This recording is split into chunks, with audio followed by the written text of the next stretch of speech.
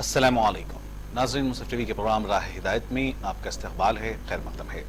मैं हूं आपका मेज़बान मोहम्मद हुसैनुद्दीन और इस वक्त स्टूडियो में हमारे साथ मौजूद हैं मुफ्ती मोहम्मद शौकत सना कासमी साहब, जो इंशाअल्लाह आज के इस प्रोग्राम में हमारे मेहमान हैं और आपके सवालात के जवाब देंगे।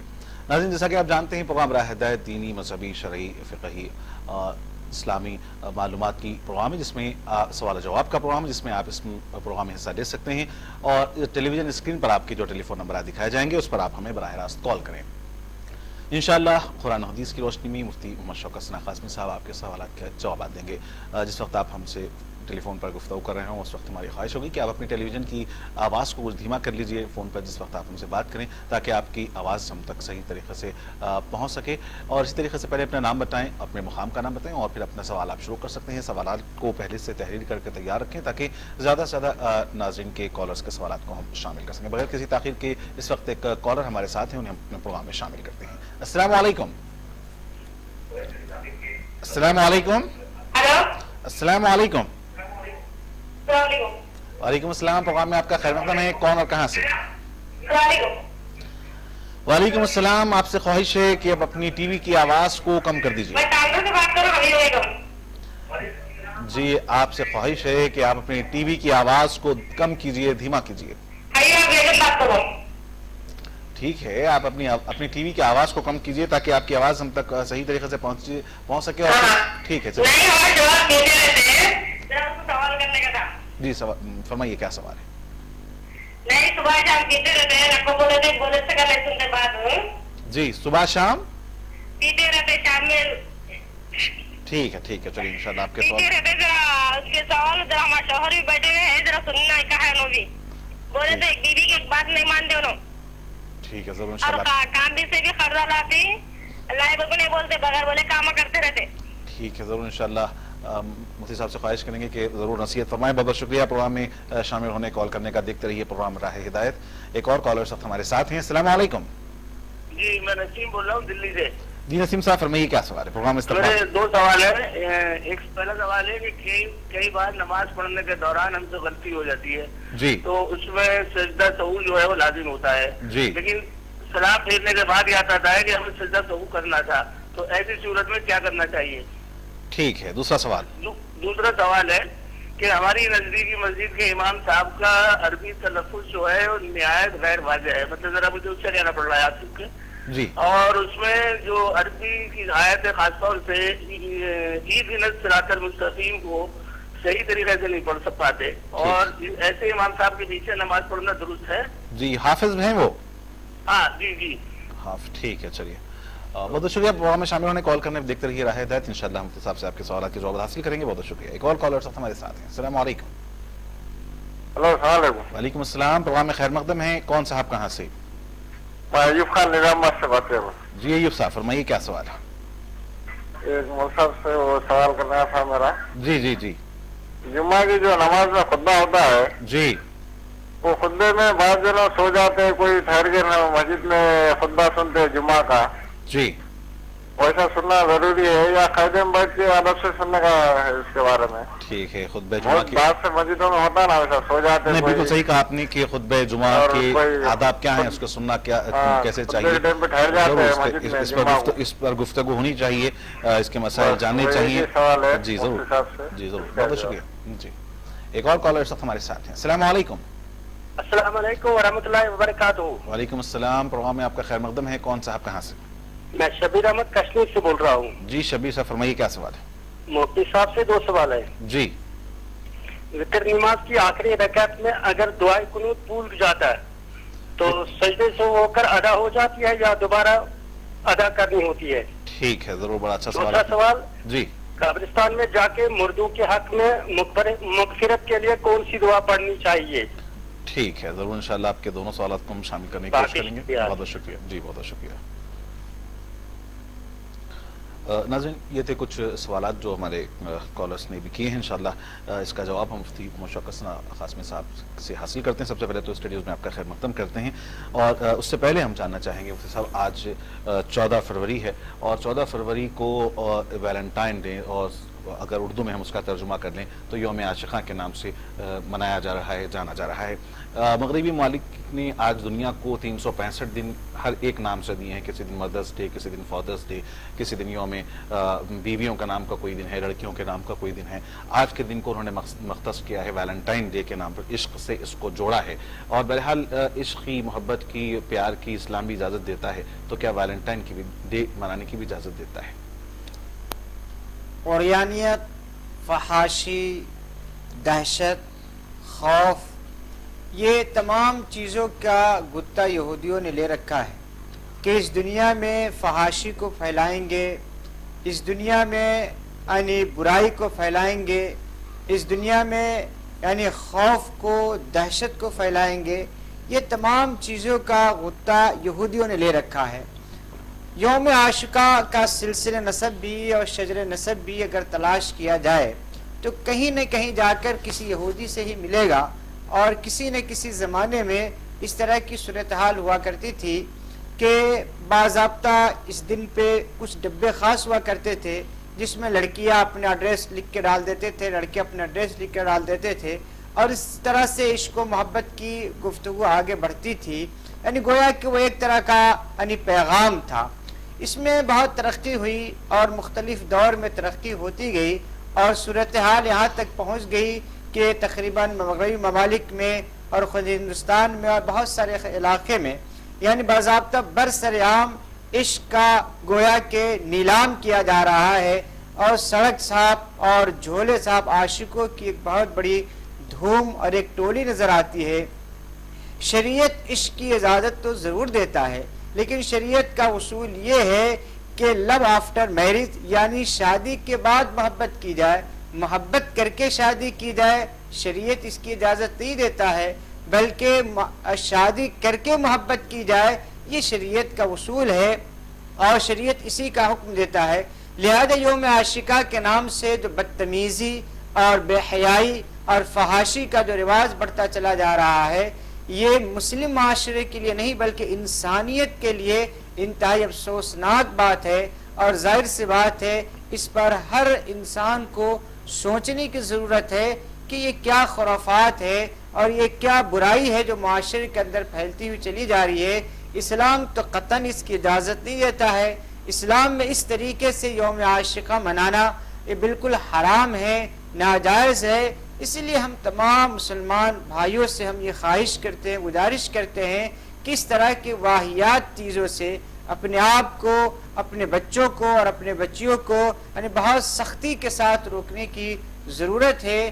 اللہ تعالیٰ سے دعا ہے کہ اللہ تعالیٰ پورے امت مسلمہ کو ایسی واہیات چیزوں سے محفوظ و مامون رکھے۔ ناظرین، جیسا کہ مفتی صاحب نے بڑی تفصیل سے اس متعلق کہا ہے کہ نہ صرف مسلم معاشرے کے لیے بلکہ پوری انسانیت کے لیے بہرحال ایک تباہ کن چیز ہے، جسے ایک بہت ہی اچھا لبادہ پہنا کر لوگوں کے سامنے پیش کرنے کی کوشش کی جا رہی ہے۔ یہود و نصارہ کی سازش کو سمجھنے کی ضرورت ہے، اور دراصل یہ کاروبار ہے، اور میں سمجھتا ہوں کہ آج کے دن پھولوں کے نام پر اور کارڈوں کے ایک دوسروں کو دینے کے نام پر آج کروڑوں روپیہ یہ مغربی ممالک ہم سے کماتے ہیں۔ بڑھتے ہیں سوالات کی جانب مفتی صاحب۔ سب سے پہلا سوال ایک خاتون نے کیا، بڑا درد بھرا سوال ہے، وہ یہ کہ شوہر شراب پیتے ہیں، اور شراب ایسی چیز ہے جو تباہی کی طرف لے جاتی ہے، اور ظاہر ہے کہ اس کی وجہ سے پھر قرض میں مبتلا ہیں، تو وہ چاہتے ہیں کہ نصیحت کریں۔ میں چاہتا ہوں کہ نہ صرف ان کے شوہر کو بلکہ ایسے تمام افراد جو ہمارا پروگرام دیکھ رہے ہیں اور خدا نہ خواستہ وہ شراب کی لت میں پڑے ہوئے ہیں، ان کے لیے نصیحت فرماتے چلیں۔ ہم مسلمان ہیں اور مسلمان ہونے کے ناطے ہماری ذمہ داری بنتی ہے کہ ہم شریعت کے، سنت کے پابند رہے، اور ہم یہ کوشش کریں کہ ہمارا کوئی عمل نبی علیہ الصلوۃ والسلام کے فرمان، اللہ تعالیٰ کے احکام کے خلاف نہ ہو۔ شراب، اس کو اللہ تعالیٰ نے بالکل حرام قرار دیا ہے، اور قرآن میں صاف طور سے اللہ تعالیٰ نے اعلان کیا کہ شراب تمہارے لیے حرام ہے۔ نبی علیہ الصلوۃ والسلام نے شراب پینے، شراب پلانے، شراب بیچنے، شراب بنانے، یعنی شراب میں پینے اور پلانے میں، شراب بنانے میں کسی بھی قسم کا تعاون ہو، اس کو رسول اللہ صلی اللہ علیہ وسلم نے ناجائز و حرام قرار دیا ہے، اور شراب پینے والے کو قیامت کے دن یعنی جہنم میں اس کو پیپ پلایا جائے گا۔ اندازہ لگائیے کہ زخم سے پیپ نکلتا ہے تو انسان کو کتنی کراہت ہوتی ہے، لیکن جہنم میں باضابطہ ویسی پیپ ان لوگوں کو پلایا جائے گا جو دنیا میں شراب پیتے ہیں، تو ایک مسلمان کیا اس کو گوارا کرے گا کہ وہ شراب کی وجہ سے جہنم میں جائے اور جہنم میں جانے کے بعد باضابطہ وہ پیپ کو پیے؟ تو ایک تو آخرت کا بھی نقصان ہے، اللہ تبارک و تعالی ناراض ہوتے ہیں، اللہ کے نبی صلی اللہ علیہ وسلم ناراض ہوتے ہیں، خاندان کے لوگ مشکلات میں پڑ جاتے ہیں، معاشرے میں شرابی ذلیل اور رسوا سمجھا جاتا ہے، معاشی لحاظ سے اس کے حالات خراب ہو جاتے ہیں، بچوں کے اوپر سے غلط اثرات پڑتے ہیں، بیوی سے تعلقات اس کے خراب ہو جاتے ہیں۔ اب بتائیے کہ شراب پینے کی کتنے سارے نقصانات ہیں، اللہ ناراض، اللہ کے نبی ناراض، بیوی ناراض، بچے ناراض، معاشرے میں ذلیل و رسوا ہو رہا ہے، اللہ کی نظر میں ذلیل و رسوا ہو رہا ہے۔ کسی عقل مند مسلمان کے لیے یہ قطعاً مناسب نہیں ہے کہ وہ اتنی ساری ذلتوں کو برداشت کرتے ہوئے شراب کو اپنے ہونٹوں سے لگائے، بلکہ اللہ تعالیٰ کا حکم ہے کہ شراب مت پیو، لہذا کتنا بھی دل تقاضا کرے اللہ کے حکم کو مانتے ہوئے اور یہ سمجھتے ہوئے کہ حرام چیز ہے اس کو ترک کر دینا چاہیے، اور اس کے چھوڑنے کی جو بھی تدابیر ہو سکتی ہے اس کو اختیار کرنے کی کوشش کرنی چاہیے۔ بالکل صحیح کہا مفتی صاحب نے کہ شراب نہ صرف ہماری آخرت کو تباہ کرتی ہے، وہ تو تباہی ہوگی، لیکن ساتھ ہی ساتھ وہ دنیا کو بھی ہمارے تباہ کرتی ہے۔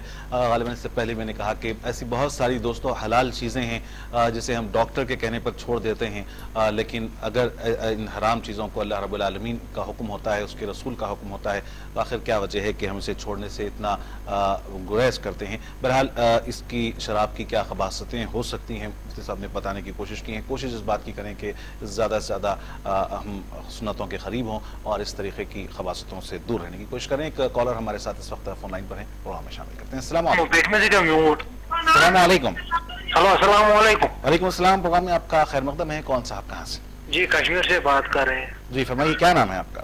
جی عامر اینگل۔ عامر صاحب فرمائیے، کیا سوال ہے؟ جی تہجد میں کتنے رکعتیں پڑھنی ہوتی ہے؟ تہجد میں کتنی رکعتیں پڑھنی ہوتی ہیں؟ ضرور انشاءاللہ آپ کے سوال کو شامل کریں گے، بہت شکریہ۔ اور جی محمد یوسف کا مطلب کیا ہے؟ محمد یوسف، ہاں ٹھیک ہے، چلیے دونوں سوال کو شامل کریں گے، بہت شکریہ۔ ایک اور کالر صاحب ہمارے ساتھ ہیں۔ السلام علیکم۔ السلام علیکم۔ وعلیکم السلام، پروگرام میں آپ کا خیر مقدم ہے۔ کون صاحب کہاں سے؟ محمد عبداللطیف نظام بس۔ عبداللطیف صاحب، پروگرام میں استقبال کرتے ہیں، فرمائیے عبداللطیف صاحب کیا سوال ہے؟ آپ کو اور مفتی صاحب کو میرا سلام۔ جی وعلیکم السلام، پروگرام میں آپ کا خیر مقدم ہے، فرمائیے۔ یہ ہے مفتی صاحب سے یہ پوچھنا ہے، حضور صلی اللہ علیہ وسلم ناشتے میں کیا کھاتے تھے، کم غذا، اور کیا چیز پسند تھی ان کو؟ آج کل شوگر بی پی بڑھیا رہی نا، جی جی جی، حضور صلی اللہ علیہ وسلم کون سا اچھا آئٹم جو کھاتے تھے کے لیے کچھ بتانا چاہیے، ٹھیک ہے، سب سے پوچھنا تھا۔ ضرور انشاءاللہ، بہت شکریہ عبداللطیف صاحب، پروگرام میں شامل ہونے کال کرنے کا۔ ایک اور کالر صاحب ہمارے ساتھ ہیں۔ السلام علیکم۔ جو ہوئی ہے تو ہجرت سے 6 سال پہلے ہوئی۔ السلام علیکم۔ السلام، جی کون صاحب اور کہاں سے؟ میں اتر پردیش الہ آباد سے اخلاق حسین بول رہا ہوں۔ جی اخلاق صاحب فرمائیے، کیا سوال ہے؟ ہاں، مجھے یہ جاننا ہے جی کہ معراج رسول پاک صلی اللہ علیہ وسلم کو ہجرت سے کتنے سال پہلے ہوئی؟ جی ٹھیک ہے، کوئی اور سوال؟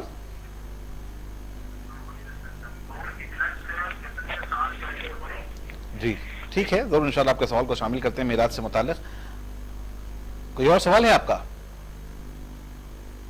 ٹھیک ہے، بہت شکریہ پروگرام میں شامل ہونے کال کرنے کا۔ نسیم صاحب نے دہلی سے سوال کیا مفتی صاحب کہ اگر نماز کے دوران غلطی ہو گئی اور سجدہ سہو بھی یاد نہ رہا، بعد میں یاد آیا، تو ایسے میں کیا کریں؟ سلام پھیرنے کے بعد اگر آپ نے کسی سے کوئی گفتگو نہیں کی اور آپ اپنی جگہ پہ بیٹھے ہوئے تھے کہ سلام پھیرنے کے بعد آپ کو دوبارہ یاد آ جائے، تو آپ پھر سجدہ کر لیجئے، 2 سجدے کر لیجئے، سجدہ کر لینے کے بعد پھر تحیات پڑھ لیجئے، تحیات پڑھ لینے کے بعد درود پڑھ کر سلام پھیر دیجئے۔ ایک اور ان کا سوال یہ ہے کہ وہاں ان کے جو امام ہیں مسجد کے، وہ عربی تلفظ ان کا ٹھیک نہیں ہے کیونکہ وہ حافظ بھی ہیں، جیسا کہ ہم نے کہا کہ بعض الفاظ کو برابر سے ادا نہیں کر پاتے، تو اگر کسی وجہ سے تلفظ برابر نہ ہو، جب قرأت درست ہو لیکن ہو سکتا ہے بعض مرتبہ آواز بھی کچھ ایسی ہوتی ہے، تو کیا ایسی صورت میں کیا کرنا چاہیے؟ دیکھیے پہلی بات تو یہ ہے کہ ائمہ حضرات جو بھی ہیں ان کے ذمے یہ لازم و ضروری ہے کہ وہ قرآن کے تلفظ کو درست کرے اور صحیح قرآن پڑھنے کی کوشش کرے۔ اس لیے کہ بسا اوقات کچھ الفاظ ایسے ہیں جس کے بدلنے سے معانی میں بالکل تبدیلی پیدا ہوتی ہے، نماز فاسد ہو جاتی ہے۔ تو امام کو تو یہ لازم ہوتا ہے کہ جب وہ امامت کے فرائض انجام دے رہا ہے تو اپنے تلفظ کو درست کرنے کی کوشش کرے، اور ایسی صورت میں جب کہ آپ کے امام صاحب کی صورتحال ایسی ہے تو آپ محبت کے ساتھ نرمی سے آپ امام صاحب کو یہ کہیے کہ یہ مشکلات ہے آپ کے پیچھے نماز پڑھنے میں، اور آپ کو قرآن کی یہ آیات پڑھنے میں شاید صحیح طور سے آپ اس کو ادا نہیں کر رہے ہیں، آپ اس کو درست کرنے کی کوشش کیجئے۔ تو پہلے تو آپ امام صاحب سے پیار و محبت کے ساتھ تنہائی میں ان سے عرض کیجئے، اور اس کے بعد دیکھیے کیا نتیجہ ہوتا ہے، کیا وہ اپنے عمل کی اصلاح کر رہے ہیں، نہیں کر رہے ہیں، قرآن کے تلفظ کو درست کر رہے ہیں، نہیں کر رہے ہیں۔ اگر نہیں کر رہے ہیں تو بہر صورت احتیاط برتنی چاہیے ایسے امام کے پیچھے نماز پڑھنے میں۔ جناب ایوب صاحب نے نظام آباد سے سوال کیا ہے کہ اچھا سوال یہ ہے کہ عام طور پر خطبہ جمعہ کے موقع پر لوگ بہت سارے مسجد میں اونگنے لگتے ہیں یا بعض کو نیند بھی لگ جاتی ہے، اور اس کے علاوہ بعض لوگ آخر میں آتے ہیں اور وہ کھڑے رہ کر بھی خطبہ سنتے ہیں، تو کیا خطبہ کھڑے ہو کر سنا جا سکتا ہے، اور اگر نیند آ جائے ایسے میں تو کیا کیا جائے، اور پھر دوسرا یہ ہے کہ اس کے آداب کیا ہیں سننے کے، کس طرح بیٹھا جائے؟ خطبہ جمعہ کی بہت بڑی اہمیت ہے، یہاں تک کہ نبی علیہ السلام نے ارشاد فرمایا اذا خرج الامام فلا کلام ولا صلاۃ، کہ جب امام خطبہ دینے کے لیے ممبر پہ ٹھہر جائے تو اب کسی طرح کی نماز پڑھنے کی اجازت نہیں ہے، کسی طرح کی کوئی گفتگو کرنے کی اجازت نہیں ہے۔ یہاں تک کہ نبی علیہ السلام نے ارشاد فرمایا کہ اگر آپ کے بازو میں کوئی گفتگو کر رہا ہے تو اس کو اگر آپ یہ کریں کہ خاموش ہو جاؤ تو یہ بھی غلط ہے، یعنی یہ بھی آپ کو نہیں کرنا ہے، یعنی بالکل ہمتن ہو کر انتہائی غور و فکر کے ساتھ امام کے خطبے کو سننا یہ ضروری ہے۔ تو خطبہ سننا لازم و ضروری ہے، اور جتنا ادب سے ہو سکے اس کو سننا چاہیے، بے توجہی کے ساتھ، لاپرواہی کے ساتھ کھڑے ہو کر خطبہ جمعہ کو سننا یہ قطعاً مناسب نہیں ہے، اس سے ہم مسلمانوں کو بچنا چاہیے، اور خطبہ گویا کہ وہ نماز کے درجے میں ہے، اسی لیے اس کو بڑے ادب کے ساتھ، بڑی محبت کے ساتھ اس کو سننا چاہیے، نگاہ امام کے خطیب کی طرف سے ہو، خطیب کی طرف ہو، اور کان بھی اس کے لگے ہوئے ہوں، یعنی ہر اعتبار سے مکمل طور سے یعنی خطبہ سننے کے لیے تیار ہوں۔ اس میں سونا یا اونگنا یا اسی طرح بعض لوگ دوسرے کو سلام کر لیتے ہیں، دوسروں سے بات کر لیتے ہیں، یہ تمام کے تمام چیزیں بالکل یعنی شریعت کے خلاف بات ہے، اسی لیے ہمیں بہت ہی توجہ کے ساتھ خطبہ سننے کی ضرورت ہے۔ شبیر احمد صاحب نے کشمیر سے سوال کیا صاحب کہ اگر وطر کی نماز میں دعائے قنوت پڑھنا ہم بھول جائیں اور تحیات میں چلے جائیں، تیسری رکعت کے آخر میں چلے جائیں، تو ایسے صورت میں کیا کیا جائے؟ دعائے قنوت کا پڑھنا واجب ہے، اور اگر بھول کر چھوٹ گیا تو بھول کر واجب کے چھوڑنے کی وجہ سے سجدہ سہو واجب ہوتا ہے، لہذا اگر آپ نے سجدہ سہو کر لیا تو نماز دوبارہ پڑھنے کی کوئی ضرورت نہیں ہے۔ ایک اور سوال ان کا یہ ہے کہ اگر قبرستان ہمیں جانا ہو تو وہاں پر جو قبر کے مردے ہیں ان کے مغفرت کی ہم دعا کرنا چاہ رہے ہیں، تو کون سی دعا مناسب بہتر ہے قبرستان میں؟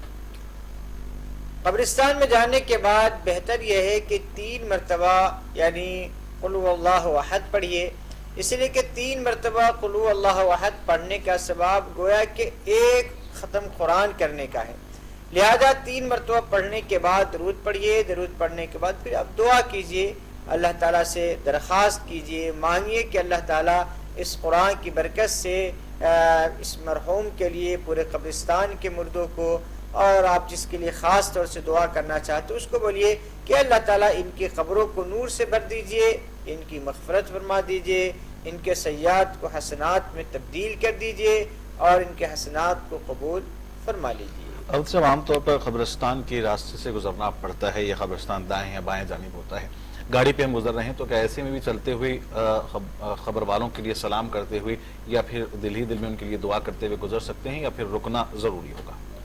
رکنا ضروری نہیں ہے، اگر چلتے چلتے سلام کر لیا اور یا ان کے لیے دعائے مغفرت کر لی تو یہ بھی کافی ہے، اسی لیے کہ اگر کسی کا راستہ ہی گھر کا راستہ ہی قبرستان سے ہو کر جاتا ہو تو ایسی صورت میں اس کے لیے ہر مرتبہ رکنا اور پھر رک کر دعا کرنا تو بہت مشکل ہے، اسی لیے وہ چلتے چلتے بھی دعا کر سکتا ہے۔ کشمیر سے عامر صاحب نے سوال کیا ہم سب کہ تہجد کی کتنی رکعتیں ہیں؟ ماشاءاللہ لوگ تو نماز نہیں پڑھتے ہیں اور آپ تہجد کا سوال کرتے، بہت اچھی بات ہے، اللہ تعالیٰ آپ کو بھی ہم کو بھی تہجد پڑھنے کی توفیق دے۔ دیکھیے تہجد کی کم سے کم 4 رکعت ہے، اور اگر وقت کم ہو تو 2 رکعت بھی پڑھ سکتے ہیں، زیادہ سے زیادہ 8 رکعت 12 رکعت بھی پڑھ سکتے ہیں، لیکن کم سے کم 4 رکعت پڑھنی چاہیے، الا یہ کہ بھی وقت بہت تنگ ہو تو 2 رکعت بھی پڑھ سکتے ہیں۔ ایک اور سوال ان سے سب ایک آسان سا سوال کہ محمد یوسف کے نام کے معنی جاننا چاہتے ہیں۔ بہت سے لوگوں کے نام ہوتے ہیں محمد اور اسی طرح سے یوسف، کیا نام اچھے نام ہیں؟ دیکھیے محمد یوسف تو نبی کے نام ہے، حضرت یوسف علیہ السلام باضابطہ نبی تھے، تو نام رکھنے میں تو کوئی حرج نہیں ہے، لیکن معنی اگر دیکھا جائے تو یوسف کا معنی آتا افسوس کرنے والا، لیکن چونکہ اللہ تعالیٰ کے اولو العزم پیغمبر کا نام ہے اس لیے نام رکھا جا سکتا ہے۔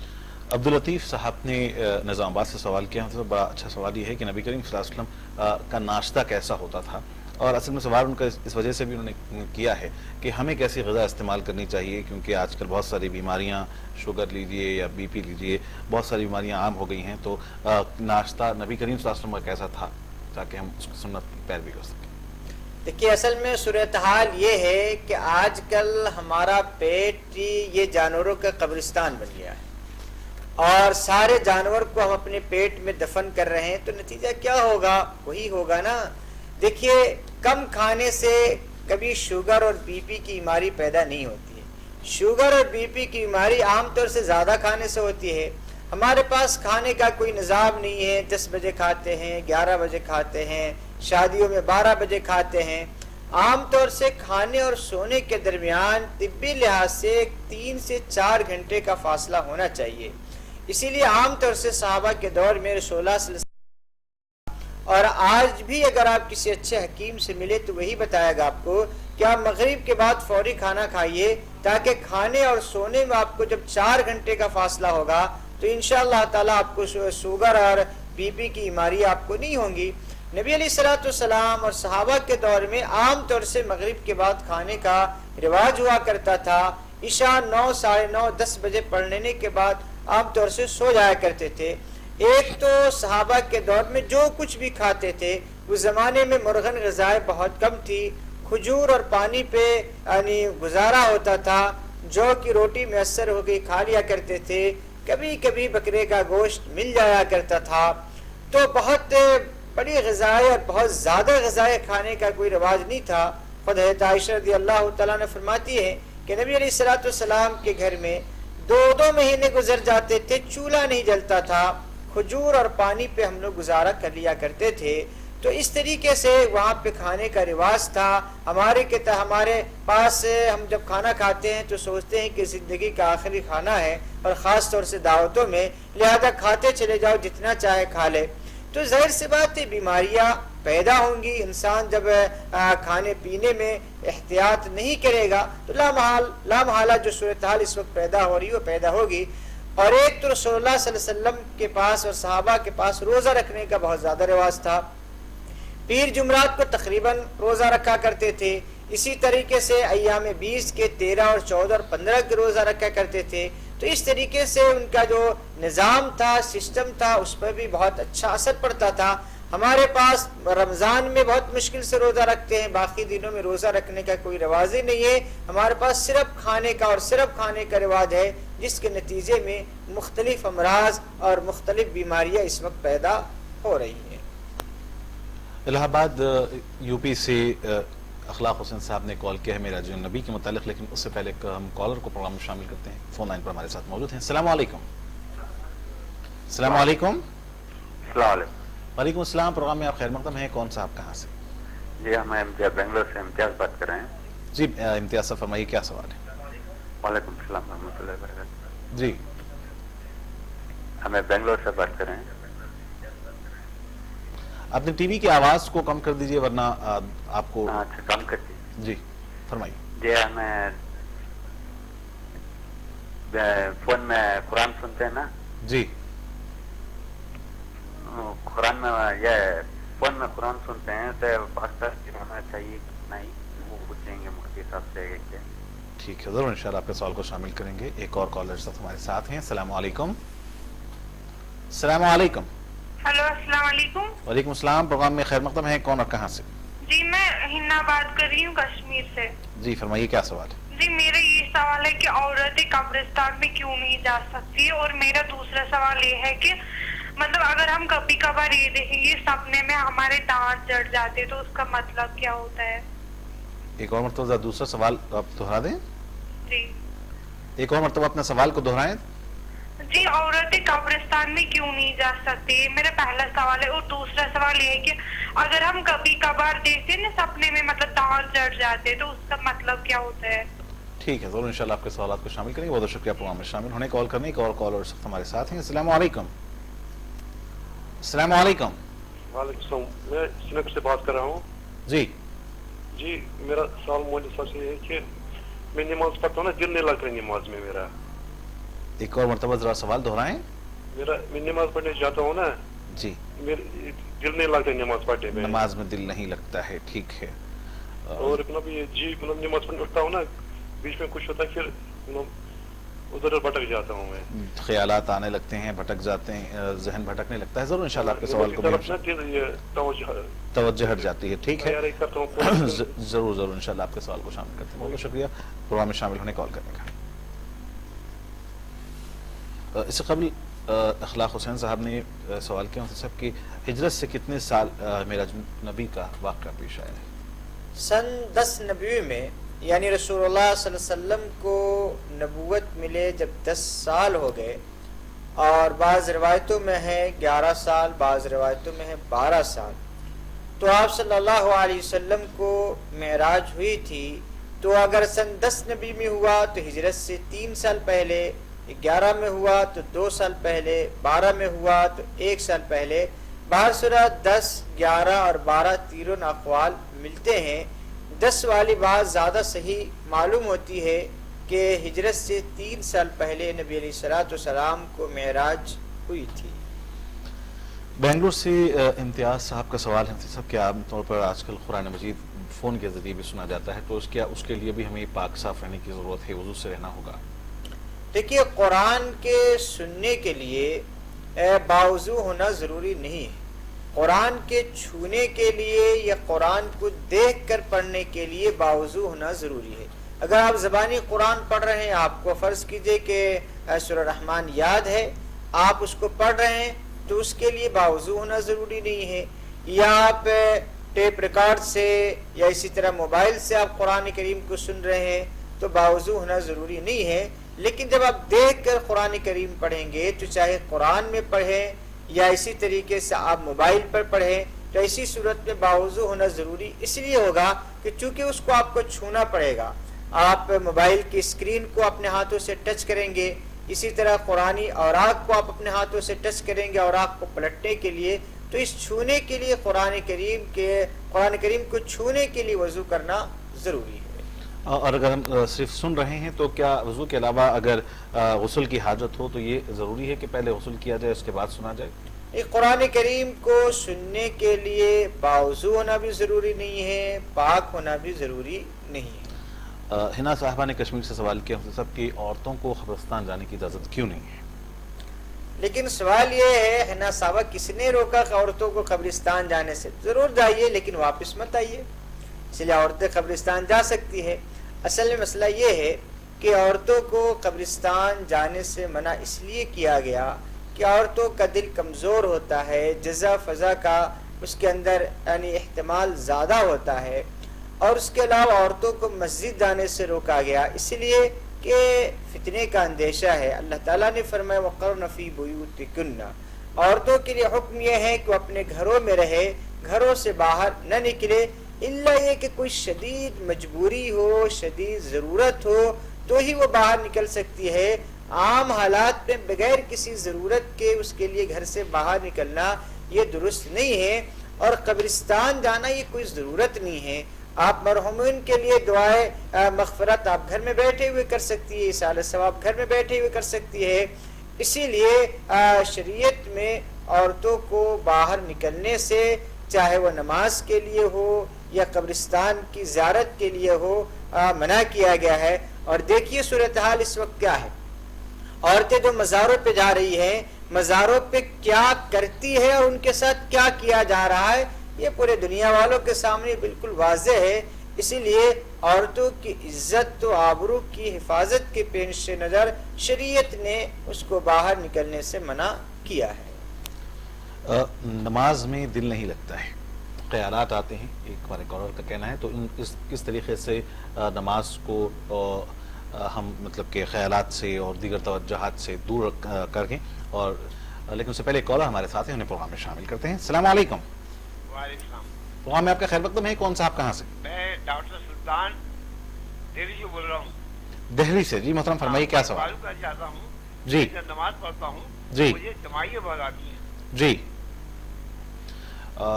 ایک ہی سوال ہے, ٹھیک ہے, ضرور انشاءاللہ اسی سے متعلق آپ کا سوال ہے, ہم شامل کریں گے. بہت شکریہ پروگرام میں شامل ہونے کال کرنے کا. اس سے پہلے جیسا کہ ابھی ہم نے کہا کہ ایک صاحب نے کال کیا تھا اور انہوں نے کہا کہ نماز میں دل نہیں لگتا ہے, خیالات آتے ہیں اور توجہ ایک جگہ نہیں رہتی. اسی سے ہی ملتا جلتا ایک دوسرا سوال ابھی جو ڈاکٹر صاحب نے کیا ہے کہ نماز میں جمع ہی آتی ہے. تو بہرحال ان چیزوں کو کیسے دور کیا جائے, کیسے توجہ ہم اپنی نماز کی طرف مبذول رکھ سکیں. دیکھیے, نماز میں دل نہیں لگتا ہے, اس کے لیے کثرت سے استغفار پڑھیے. استغفر اللہ ربی من کل ذنب واتوب الیہ. اور ہر نماز کے بعد 3 مرتبہ آمنت باللہ ورسولہ, آمنت باللہ ورسولہ پڑھنے کی کوشش کیجیے. تیسرا کام جو کرنا ہے وہ یہ ہے کہ اللہ تبارک و تعالیٰ سے مانگے, اللہ تعالیٰ سے دعا کرے کہ اللہ تعالیٰ مجھے نماز میں خشوع اور خضوع عطا فرمائیے اور مجھے ایسی نماز پڑھنے کی توفیق دیجیے جیسے کہ آپ کے نیک بندے پڑھا کرتے ہیں, جیسے کہ صحابہ پڑھتے تھے, جیسے کہ رسول اللہ صلی اللہ علیہ وسلم کی نمازیں ہوا کرتی تھی, اس طرح سے ہمیں بھی نماز پڑھنے کی توفیق دیجیے. یہ اللہ تبارک و تعالیٰ سے مانگیے, توبہ بھی کیجیے, استغفار بھی پڑھتے رہیے کثرت سے, اور اللہ تعالیٰ سے یعنی باضابطہ مانگیے, جس کو احسان کی کیفیت کہتے ہیں. یا نماز میں احسان کی کیفیت پیدا ہو جانا, گویا کہ ہم اللہ کو دیکھ رہے ہیں, اور یہ کیفیت نہ ہو تو کم سے کم یہ تصور ہو کہ اللہ ہمیں دیکھ رہا ہے. رہا مسئلہ جماعی کا, دیکھیے جماعی رسول اللہ صلی اللہ علیہ وسلم نے ارشاد فرمایا کہ جماعی یہ شیطان کی طرف سے ہوتا ہے. اور جب مسلمان نماز پڑھنے کے لیے ٹھہرتا ہے تو اس وقت شیطانوں کی ایک ٹیم ہوتی ہے جو نماز میں خلل ڈالنے, نماز میں وسوسہ ڈالنے, نماز کو خراب کرنے کی کوشش کرتی ہے. اسی لیے کوشش یہ کرے جماعی کو جہاں زیادہ سے زیادہ ممکن حد تک روکنے کی کوشش کرے, اور اس کو روکے, اور دل میں کبھی کبھی یہ خیال لائے کہ انبیاء علیہ السلام کو جماعی نہیں آتی تھی, اور اس طریقے سے اپنی نماز کو مکمل کرے. لیکن خیالات آئے یا جماعی آئے, اس سے پریشان نہیں ہونا چاہیے, نماز کو جاری رکھنا چاہیے. اللہ تعالیٰ تو دیکھ رہا ہے نا کہ اس کو کیا مشکلات پیش آ رہی ہے, جان بوجھ کر ایسا کر رہا ہے یا کوئی اور طاقت ہے جو اس کو اس طرف مجبور کر رہی ہے. اسی لیے خیالات لانا بری بات ہے. نماز میں خود بخود اگر خیالات آ گئے تو اس پر اللہ تبارک و تعالیٰ کی سے کسی طرح کی کوئی گرفت نہیں ہوگی, نماز بالکل مکمل ہوگی.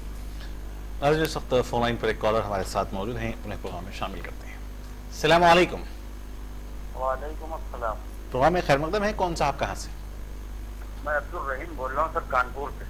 عبدالرحیم صاحب کانپور سے, فرمائیے کیا سوال ہے. جی میرا سوال یہ ہے جی کہ مفتی صاحب سے یہ پوچھنا چاہتا ہوں کہ کیا اگر ہم باوضو نہیں ہیں جی اور غسل بھی ہمارا نہیں ہے, اور ہم اس حالت میں کہیں جیسے کہ ایکسیڈنٹ وغیرہ ہوتا ہے, انتقال ہو جاتے ہیں, تو کیا ایسی صورت میں اگر کلمہ بھی ہماری زبان پر نہیں آتا ہے تو ہم کیا مسلم ہو کے مرے یا شریعت میں مرے؟ ایک اور مرتبہ اپنا سوال دوہرا دیں محترم. مطلب میرے کہنے کا مقصد یہ ہے حضرت کہ جیسے کہ ہم کہیں سفر میں ہیں جی جی جی فرمائیے. جیسے کہ ہم سفر میں ہیں جی اور اتفاقاً ایکسیڈنٹ وغیرہ ہو جائے, آدمی مر جائے, اس وقت اگر زبان سے کلمہ طیبہ کلمہ جاری ہو جائے جی یا جاری ہو جاتا ہے تو ٹھیک ہے, ایک صاحب بتا رہے تھے کہ تو ہم مسلم ہو کے مرے, اور اگر اللہ کے فضل سے اگر کلمہ نہیں آتا ہے زبان سے تو اس صورت میں مطلب کیا حکم ہے کہ ہم مسلمان ہو کے مرے یا کفریت میں ٹھیک ہے ٹھیک ہے, ضرور انشاءاللہ آپ کے سوال کو شامل کرتے ہیں. بہت بہت شکریہ. ایک اور کالر صاحب ہمارے ساتھ ہیں. السلام علیکم. ہیلو السلام علیکم. السلام علیکم. ہیلو جی آواز آ رہی ہے, اپنا نام بتائیں, کہاں سے کال کر رہے ہیں؟ جی السلام علیکم, عرفان بول رہا ہوں رانچی سے. عرفان صاحب پروگرام میں خیر مقدم ہے, فرمائیے عرفان صاحب کیا سوال ہے؟ جی میں یہ پوچھنا چاہ رہا ہوں, بہت لوگ یہاں پہ ان کے بارے میں خواجہ غریب نواز کے بارے میں بولتے ہیں جی کہ اورنگزیب بادشاہ جب گئے ان کو بہت سارے انہوں نے مزار کو توڑ دیا, اور جب وہ اورنگزیب بادشاہ جب وہ خواجہ غریب نواز کی مزار پہ گئے تو وہاں سے آواز آئی, سلام کا جواب آیا, تو کیا یہ صحیح ہے؟ یہی پوچھنا چاہ رہا ہے. ٹھیک ہے, اور اجمیر جانا کیوں, یعنی وہاں جا کے دعا مانگنا, وہاں جا کے ضرور انشاءاللہ. بہت بہت شکریہ پروگرام میں شامل ہونے, کال کرنے. اور کالر صاحب ہمارے ساتھ ہیں. السلام علیکم. وعلیکم السلام. جی کون اور کہاں سے؟ جی ہم بارہ-بنکی سے بول رہے ہیں. جی فرمائیے کیا سوال ہے؟ جی ہمارے لڑکے کا دل نہیں لگتا ہے, نہ ہی کام میں دل لگتا ہے, نہ ہی کسی کاروبار میں دل لگتا ہے. نماز تو پڑھتا ہے لیکن اس کا دل نہیں لگ رہا ہے, اور ہم کو بھی نماز جب ہم پڑھتے ہیں تو ہمارا بھی دل نہیں لگتا ہے. جی کیا عمر ہے آپ کے لڑکے کی؟ جی پتہ نہیں کیا بس گھبراہٹ. عمر کتنی عمر, کتنے سال کا لڑکا ہے؟ اور جو ہے ٹھیک ہے ضرور انشاءاللہ. 18 سال. ٹھیک ہے, بہت بہت شکریہ پروگرام میں شامل ہونے, کال کرنے کا. ایک اور کالر صاحب ہمارے ساتھ ہیں. السلام علیکم. وعلیکم السلام. جی پروگرام میں خیر مقدم ہے, کون صاحب کہاں سے؟ ہم لکھنؤ سے بول رہے ہیں, شہاب الدین صدیقی. جی شہاب الدین صاحب فرمائیے, پروگرام میں استقبال کرتے ہیں, کیا سوال ہے؟ جی ہمیں یہ پوچھنا ہے کہ جب حضور اکرم صلی اللہ علیہ وسلم حیات تھے جی تو پورا معجزہ تھے, آپ جو بھی دیکھتا تھا وہ ایک حساب سے معجزہ تھا, اور کیا حالت ویسی ہو رہی جو لوگ انہیں دیکھتے ہوں گے, لیکن بعد میں ہم ان سے ان کے کچھ معجزات سننا چاہ رہے ہیں کہ کچھ ان کے معجزات جو ان کے تھے وہ سننا چاہ رہے ہیں مفتی صاحب سے. ٹھیک ہے ضرور انشاءاللہ آپ کے سوال کو بھی شامل کریں گے. بہت بہت شکریہ. ایک اور کالر صاحب ہمارے ساتھ ہیں. السلام علیکم. جی وعلیکم السلام جناب. پروگرام میں خیر مقدم ہے, کون صاحب کہاں سے؟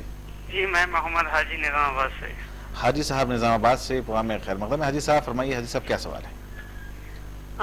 دیکھیے ساتھ جو یعنی کہ غیر مذہب میں جس طرح سے برتھ ڈے وغیرہ بولتے ہیں نا, جی جی جی, تو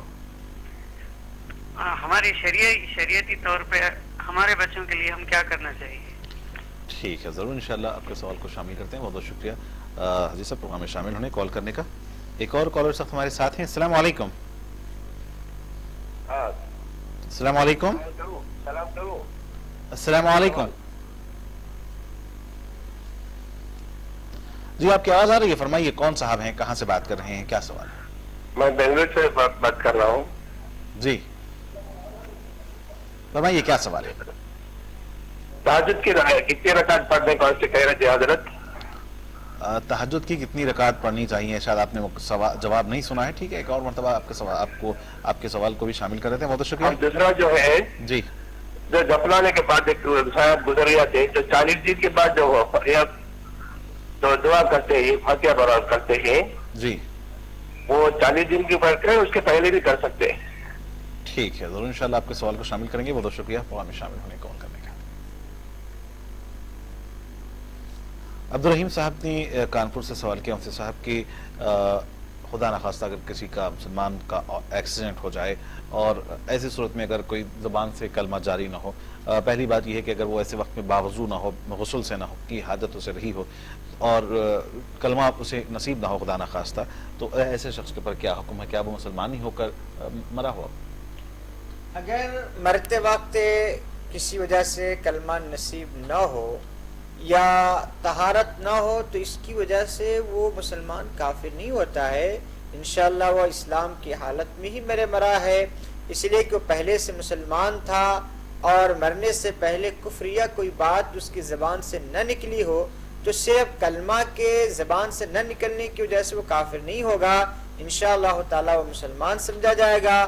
اور اگر حادثاتی اس کی موت ہوئی ہے یعنی ایکسیڈنٹ وغیرہ سے موت ہوئی ہے تو انشاءاللہ تبارک و تعالی اس کو شہادت کا درجہ ملے گا اور اس کو شہادت کی موت نصیب ہوگی۔ لیکن بہر صورت ایسی موت سے نبی علیہ الصلوۃ والسلام نے پناہ مانگی ہے، اسی لیے ہم کو دعا کرنی چاہیے کہ اللہ تعالیٰ عافیت کی موت دے، زندگی عافیت کے ساتھ زندہ رکھ اور عافیت کے ساتھ موت دے۔ عافیت کی موت تھے گر کر مرنے، ایکسیڈنٹ کے ذریعے سے مرنے، سانپ کے ڈسنے سے یا درندے کے چیرنے اور پھاڑنے سے جو موت ہوتی ہے نا، اس موت کو اچھی موت نہیں سمجھا گیا ہے۔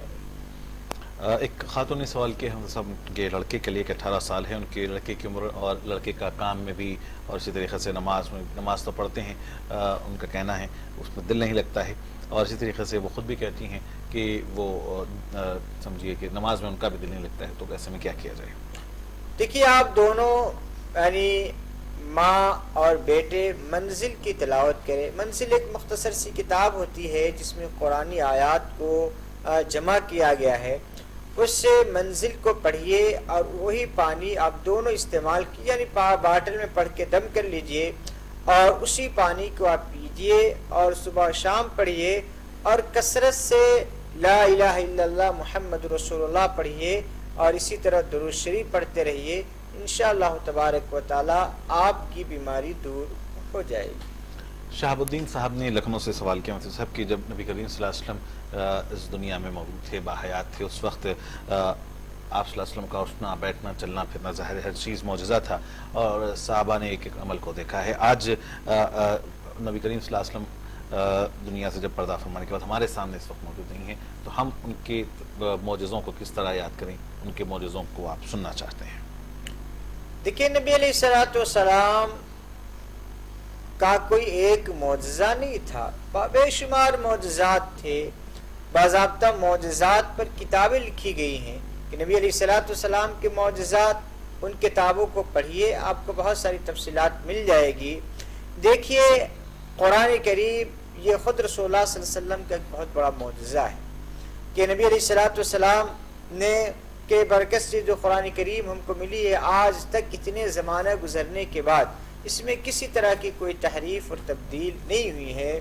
نبی علیہ الصلوۃ والسلام کی برکت ہے اور نبی علیہ الصلوۃ والسلام کا یہ معجزہ ہے کہ ہم اپنے اتنے سارے گناہ کرنے کے باوجود صحیح سالم موجود ہیں۔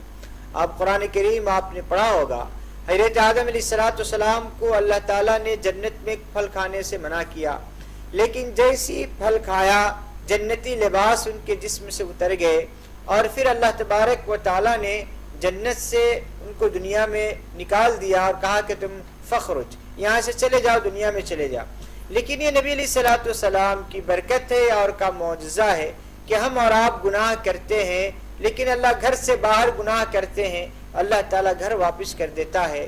کپڑے اتار کر گناہ کرتے ہیں لیکن اللہ تعالیٰ پھر وہ کپڑے واپس کر دیتا ہے، اور کپڑے ایسا نہیں ہے کہ اللہ تعالیٰ گناہ کرتے وقت کپڑے کو روک لیتا ہے۔ یہ سب چیزیں رسول اللہ صلی اللہ علیہ وسلم کی معجزہ ہیں، اور رسول اللہ صلی اللہ علیہ وسلم کی رحمت اور رسول اللہ صلی اللہ علیہ وسلم کی برکت ہے۔ اور چاند کا 2 ٹکڑے ہو جانا جو دنیا کی تاریخ میں اور آج بھی لوگوں کا کہنا ہے کہ وہ چاند کو نشانات ہے، یعنی کسی نہ کسی زمانے میں یہ 2 ٹکڑا ہوا تھا، یہ اتنا بڑا معجزہ تھا۔ چاند کا ایک ٹکڑا اس طرف اور دوسرا ٹکڑا اس طرف، باضابطہ ہندوستان کے راجا نے بھی اس کو دیکھا تھا اور باضابطہ اس نے اسلام بھی قبول کیا تھا۔ اس طریقے سے بے شمار معجزات رسول اللہ صلی اللہ علیہ وسلم کے ہیں۔ عام طور پر قرآن مجید کو بھی معجزہ کہا جاتا ہے، تو کیا واقعی قرآن مجید معجزہ ہے؟ بالکل، قرآن کریم یہ بے سراپا معجزہ ہے۔ دیکھیے دیگر انبیاء علیہ الصلوۃ والسلام کی کتابیں اس میں تحریف ہو گئی، اس میں تبدیل کر گئی۔ پوری دنیا میں قرآن کریم کے علاوہ کوئی بھی مذہبی کتاب اپنی اصلی شکل و صورت میں موجود نہیں ہے۔ حاجی صاحب نے نظام آباد سے سوال کیا مفتی صاحب کہ برتھ ڈے منانا کہ کیا اسلام نے اس کی اجازت دی ہے, شریعت نے اس کی اجازت دی ہے؟ دیکھیے دیگر کسی مذہب میں برتھ ڈے منانا نہیں ہے. پہلی بات تو یہ سمجھ لیجئے, کسی مذہب میں کسی دھرم میں یعنی برتھ ڈے منانا نہیں ہے. یہ تو مغربی ممالک میں جیسا میں نے ابھی عرض کیا کہ تمام خرافات, خوف و دہشت, برائی, واہیات قسم کے جتنی رسم و رواج ہے سب کو یہودیوں نے ایجاد کیا ہے تاکہ لوگ کو غیر ضروری چیزوں میں الجھا دیا جائے, لیکن خود وہ لوگ نہیں کرتے ہیں. تو یہ کسی مذہب میں نہیں ہے, کسی دھرم میں نہیں ہے, لوگوں نے بس یوں ہی منا لیا ہے, خوشی کا دن منا لیں گے.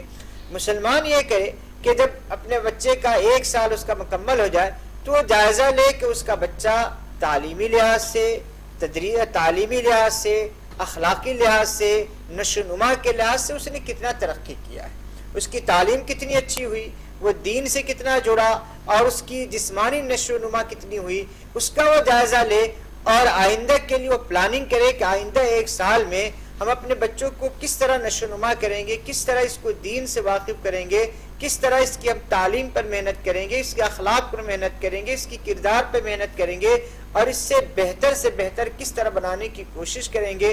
اگر اس طریقے سے ایک مسلمان اپنے بچے کے سالگرہ کے موقع پر یہ ساری چیزوں کو سوچے اور اس طرح کی پلاننگ کرے تو یقیناً یہ اس کے لیے بھی اور اس کے بچوں کے لیے بھی بہت مفید ہوگا. ناظرین, پروگرام راہ ہدایت میں ہم اپنے آخری لمحات میں چل رہے ہیں. ایک آخری سوال مفتی صاحب بنگلور سے ہمارے کالر نے کیا ہے, تو سب سے پہلے تو ایک مرتبہ پھر وہ جاننا چاہتے ہیں, اس سے پہلے بھی کالر نے شاید سوال کیا تھا, تہجد کی رکعتیں کتنی ہیں, کم از کم کتنی پڑھنی چاہیے, زیادہ سے زیادہ کتنی پڑھنی چاہیے. اس کے بعد یہ ہے کہ دفنانے کے بعد اگر کسی کی انتقال ہو جائے اور میت کی تدفین کے بعد 40 دن کے بعد عام طور پر دعا کا ایک طریقہ ہے, تو کیا یہ ضروری ہے کہ 40 دن کے بعد جو دعا ہوتی ہے وہ دعا کی جائے, اس سے پہلے بھی ہم یہ دعائیں کر سکتے ہیں مغفرت کی؟ دیکھیے تہجد کے سلسلے میں ابھی تفصیل آ چکی ہے کہ تہجد 4 رکعت پڑھ سکتے ہیں, 8 رکعت بھی پڑھ سکتے ہیں, وقت اگر کم ہو تو 2 رکعت بھی پڑھ سکتے ہیں. بہر صورت 2 پڑھیے, 4 پڑھیے, 6 پڑھیے, 8 پڑھیے, لیکن ضرور پڑھیے اور دعا کیجیے, اپنے لیے بھی دعا کیجیے, اور چونکہ میں مسئلہ بتا رہا ہوں اس لیے میرے لیے بھی دعا کیجیے اور پورے امت مسلمہ کے لیے دعا کیجیے. اس لیے کہ تہجد کی جو نماز ہے تمام انبیاء, تمام اولیاء یہ نماز پڑھا کرتے تھے, بلکہ میں یہ کہوں کہ کوئی ولی نہیں بنا بغیر تہجد کی نماز کے, اور خود اللہ تبارک و تعالیٰ نے اس نماز کو بہت پسند کرتا ہے, اور اس وقت اٹھنا اور اللہ تعالیٰ سے مانگنا اس سے اللہ تعالیٰ کو بڑا پیار آتا ہے. اسی لیے اس نماز فرائض کی پابندی کے ساتھ ساتھ تہجد کی پابندی کرنی چاہیے. رہا دوسرا مسئلہ کہ تدفین کے بعد مرحومین کے لیے 40 دن تک انتظار کیوں کریں گے؟ بیچارہ اگر وہ عذاب میں مبتلا ہے تو 40 دن تک اس کو سزا ہونے دیں گے؟